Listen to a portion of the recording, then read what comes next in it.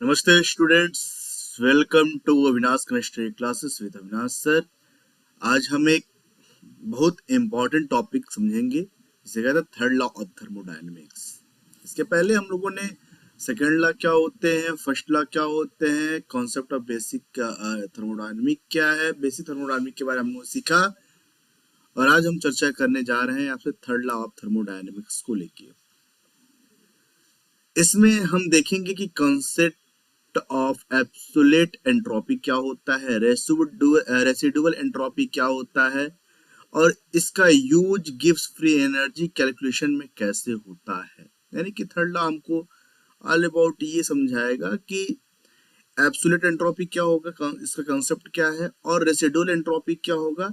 ये residual entropy और concept of absolute entropy जो होगा ये गिव्स फ्री एनर्जी, जब हम आगे अगला लेक्चर पढ़ाएंगे उसमें कैलकुलेटेड पार्ट का हिस्सा ही बनेगा। ठीक है, थर्ड लॉ ऑफ थर्मोडायनामिक्स मैंने कहा कि concept of absolute entropy, residual entropy and application in free energy calculation के बारे में समझाएगा। ठीक है, अब हम बात करते हैं स्टेटमेंट के बारे में, स्टेटमेंट ऑफ थर्ड लॉ के बारे में। अब बात थर्ड लॉ कहता है कि the entropy of A perfectly crystalline substances is a zero at absolute zero temperature। मतलब अगर हम एक परफेक्ट क्रिस्टल लेते हैं और उसे 0 केल्विन तक कूल करते हैं तो उसकी एंट्रोपी 0 हो जाती है, क्योंकि उस टेम्परेचर पर एटम्स अपनी फिक्स्ड पोजीशन में होती है, कोई रैंडमनेस नहीं होती। इसलिए इसलिए एस मैंने लिखा क्या, इसलिए मैंने कहा S equal to 0 at temperature T equal to 0 kelvin. ये क्या है, मैंने आपसे क्या कहा, मैंने आपसे ये बताया कि जितने परफेक्ट क्रिस्टल लेंगे और उससे जो 0 केल्विन तक कूल करेंगे तो उसकी एंट्रोपी 0 हो जाती है। तो S क्या है, एंट्रोपी है।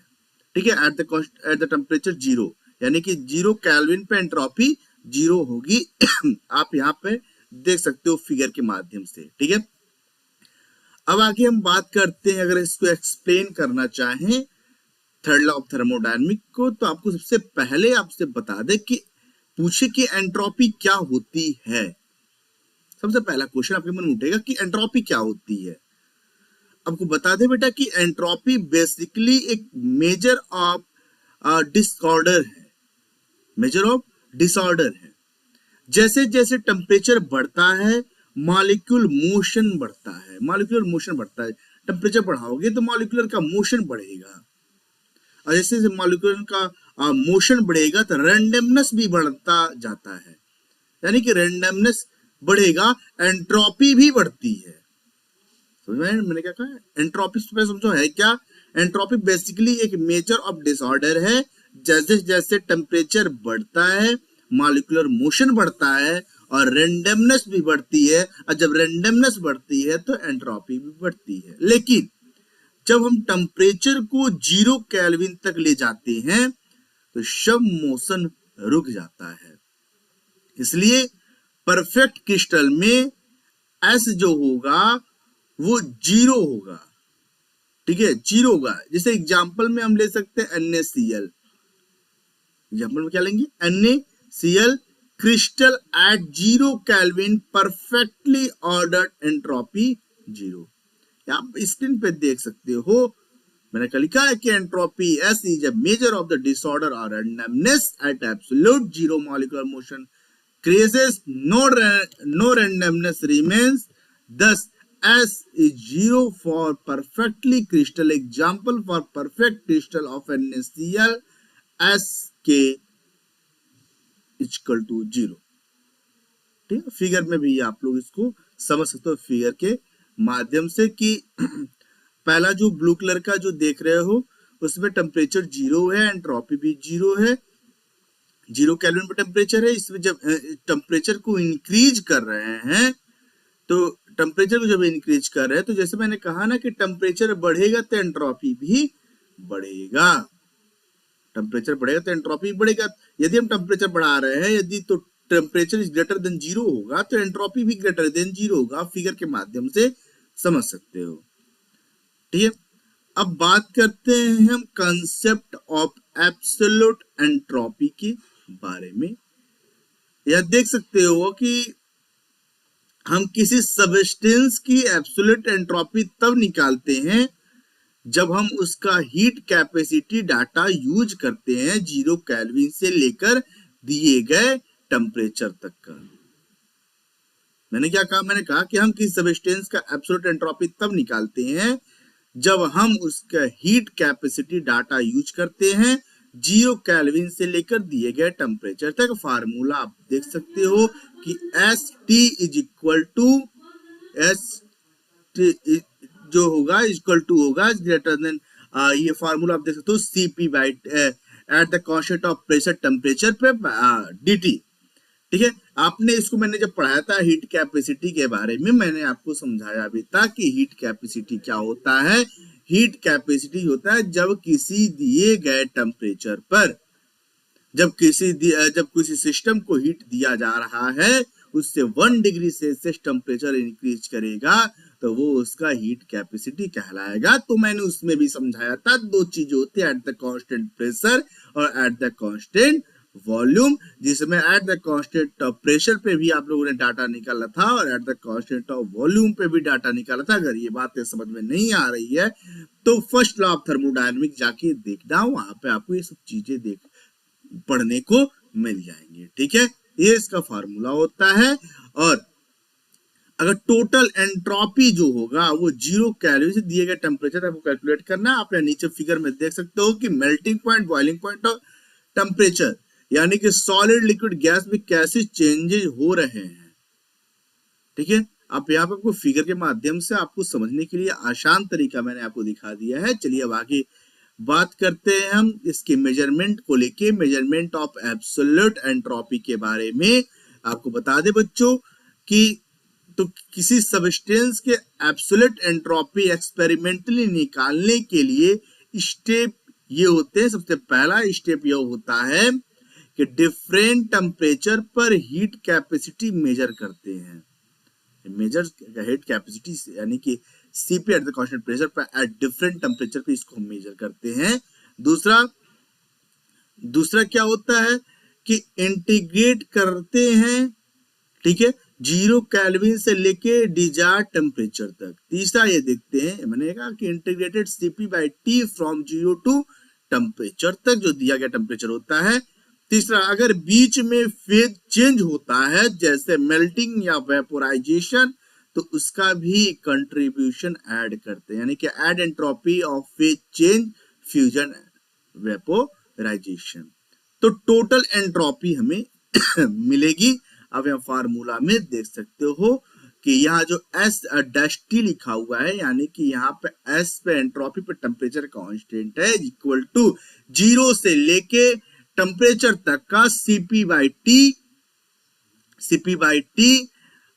फिर dt plus delta H fusion state में होगा, टेम्परेचर अभी फ्यूजन में होगा। ये आपका दिया गया फॉर्मूला है जो मेजरमेंट ऑफ एब्सोल्यूट एंट्रोपी को समझाता है। बात क्लियर है। अब बात करते हैं हम रेजिडुअल एंट्रोपी के बारे में। रेजिडुअल एंट्रोपी क्या होता है आपको बता दें कि अब एक इंटरेस्टिंग चीज है जो कभी कभी 0 केल्विन पर भी एंट्रोपी 0 नहीं होती। ऐसे केसेस में हम कहते हैं रेसिडुअल एंट्रोपी।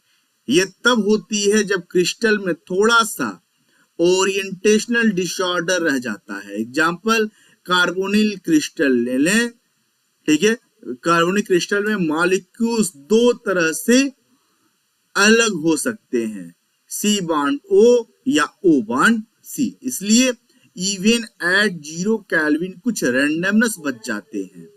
ठीक है, कुछ रैंडमनेस बच जाते हैं। जैसे मान लीजिए या तो C बॉन्ड O पे दिखेगा या तो N bond C bond O पे दिखेगा या O बॉन्ड C पे दिखेगा, N बॉन्ड O पे दिखेगा या O बॉन्ड N पे दिखेगा। दो तरीके से डिवीजन में आते हैं। अगर हम अगला बात करते हैं, अगर हम CO के लिए बात करें, एग्जांपल हम लेते हैं CO क्रिस्टल के लिए, तो आपको बता दें कि देखिए CO का जो क्रिस्टल है यह हर मॉलिक्यूल 2 ओरिएंटेशन में हो सकता है, तो टोटल अरेंजमेंट बढ़ जाते हैं। और एंट्रोपी जीरो नहीं रहती है। इस रेसिडुअल एंट्रोपी को फार्मूला से निकालते हैं और फार्मूला आपके सामने दिया हुआ है। S reversible process R log 2, ये उसका फार्मूला दिया हुआ है। सीओ के केस में तो क्या होगा, एस जो रिवर्सिबल होगा R log N by log 2 के फार्मूले से निकालते हैं। आप यहाँ पे फिगर के माध्यम से कार्बोनिल ग्रुप का ये बेंडिंग मॉडल में कैसा होता है, सिमेट्रिकल स्ट्रेचिंग किया जाएगा तो कैसा दिखेगा, असिमेट्रिकल। आपको बता दें सिमेट्रिकल मतलब दो समान मॉलिक्यूल के बीच में स्ट्रेचिंग हो, और असिमेट्रिकल दो डिफरेंट एलिमेंट सब्सटेंसेस के प्रति क्या हो, स्ट्रेचिंग से एसिमेट्रिक कहते हैं। वाइब्रेशनल मोशन को रिप्रेजेंट करता है। उसके बाद रोटेशनल, यानी कि कार्बोनिल क्रिस्टल बहुत ही इंपॉर्टेंट क्रिस्टल है जो बहुत ही अच्छे तरीके से रेसिडुअल एंट्रोपी को समझा सकता है। ये हमने जाना रेसिडुअल एंट्रोपी क्या होता है। अब हम बात करेंगे इसके सिग्निफिकेंस के बारे में, यानी कि थर्ड लॉ का सिग्निफिकेंस पर हम चर्चा करते हैं आपसे। आपको बता दें कि थर्ड लॉ का इंपॉर्टेंट बहुत ज्यादा है। ये हमें एक एब्सोल्यूट रेफरेंस पॉइंट डाटा है एंट्रोपी के लिए। इसके बिना हम सिर्फ एंट्रोपी डिफरेंस बता सकते हैं, एब्सोल्यूट वैल्यू नहीं। थर्ड लॉ से हम कर सकते हैं सबस्टेंसेस की एब्सोल्यूट एंट्रोपी का कैलकुलेशन, रिएक्शन का एंट्रोपी चेंज यानी कि डेल्टा एस निकालना हम जान जाएंगे, और इक्विलिब्रियम के प्रोडक्शन के बारे में हम बता सकते हैं। ठीक है, मैंने क्या क्या कहा, मैंने कहा सिग्निफिकेंस ऑफ थर्ड लॉ में आप हेल्प डिटरमाइन करेंगे एब्सोल्यूट एंट्रोपी ऑफ सबस्टेंसेस को, entropy change delta S of reaction को, प्रोडक्शन ऑफ इक्विलिब्रियम को, provides absolute reference for entropy scale के बारे में आप समझा सकते हो। अगर हम बात करते हैं इसके एग्जांपल के कैलकुलेशन को लेके, एप्लीकेशन एनर्जी कैलकुलेशन में आप देख सकते हो, एग्जांपल देखेंगे कि जहां पे एस प्रोडक्ट जो होगा वो 250 जूल प्रति मोल केल्विन हो सकता है। सॉरी, ये significance of third example calculation, यहाँ देखिए मैंने क्या कहा, मैंने कहा कि यहाँ पे जो होगा एग्जांपल, यहाँ पे देखते हैं S product 250 joule mole kelvin पे देखेंगे।